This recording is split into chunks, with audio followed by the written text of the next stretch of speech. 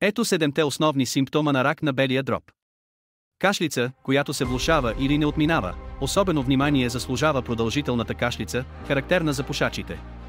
Болка в гърдите. Постоянни или хронични болки в гърдите могат да бъдат признак за рак на белия дроб. Задух. Затруднено дишане при нормални активности или необходимост от бързо дишане може да се свърже с рак на белия дроб. Хъркане. Шумовете при дишане или след него могат да свидетелстват за заболявания в белите дробове.